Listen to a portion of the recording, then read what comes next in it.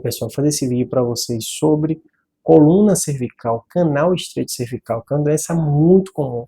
Vocês acabam me perguntando muito aqui, Júlio, que doença é essa? Isso é grave?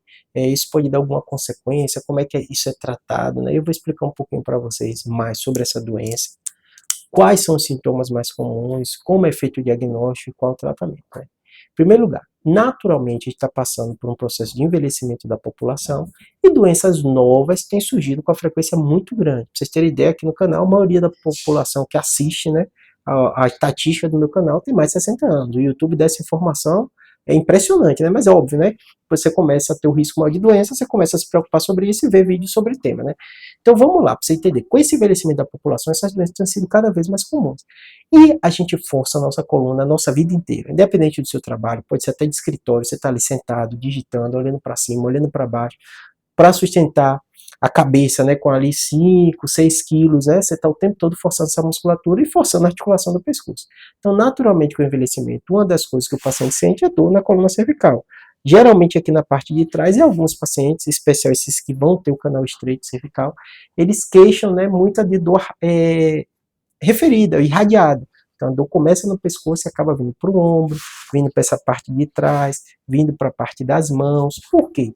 O canal estreito cervical, ele vai comprimindo as raízes nervosas por espessamento de ligamento, por artrose mesmo, que começa a reduzir aquele espaço. A coluna cervical da gente, a medula ocupa quase todo o espaço e as raízes nervosas saem daquele local, muitas vezes elas são comprimidas também, o paciente sente.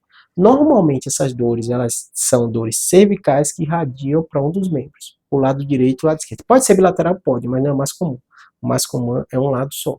Normalmente ela pode ser em queimação, pode ser em choque, ela tem a ver com a atividade, então às vezes o paciente acorda já de manhã com um pouquinho de dor, durante o dia melhora, quando chega o período da noite, forçou muito a coluna, ele sente também.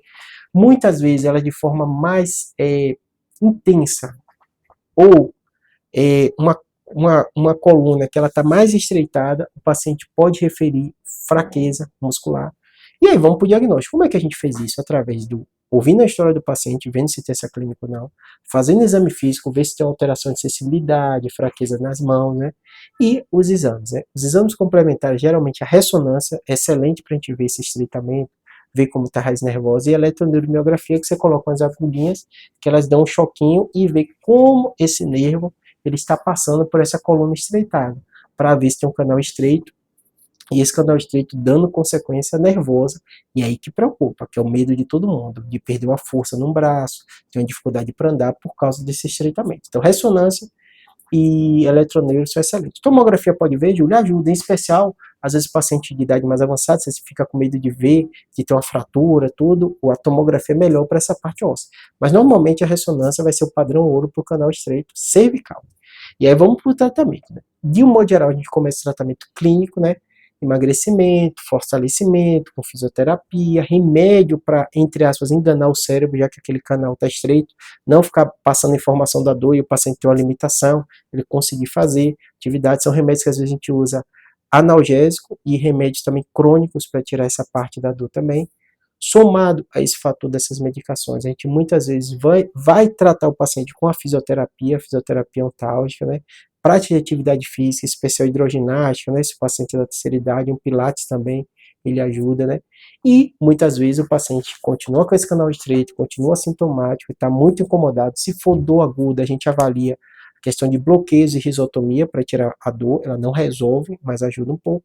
E muitas vezes o paciente vai acabar numa cirurgia. Por quê? Porque esse canal é estreito, é uma coisa crônica, é osso, não tem remédio que vai fazer esse osso diluir que está apertando a coluna. E às vezes você tem que fazer uma laminectomia, que é retirada do osso, pode ser feita até de forma isolada, tem critérios para a gente ver se dá ou não. E muitas vezes você vai ter que fazer a laminectomia somada com a artrodese, que é a colocação dos placas e os parafusos para justamente fixar, tá bom? Vai depender do grau, da localização, isso pode ser feito pela parte anterior, pode ser feito pela parte posterior, o médico vai analisar no seu caso onde está mais comprimido, quais são as características para tomar essa decisão, tá bom? Tratamento clínico, geralmente começa com tratamento clínico, um ou outro paciente vai precisar de bloqueio, risotomia para tirar o quadro da dor, mas muitos pacientes, isso progredindo, vai precisar dessas cirurgias, tá bom? O médico vai analisar seu contexto, sua idade, sua condição clínica, claro que qualquer cirurgia tem risco, hoje está muito melhor, gente tem monitorização intraoperatória, então é muito baixo a chance de você fazer essa cirurgia e ficar paralisado, né? Mas qualquer procedimento tem risco. Então vai analisar com seu médico para ver se vale ou não a pena no seu caso. Espero ter ajudado, abraço.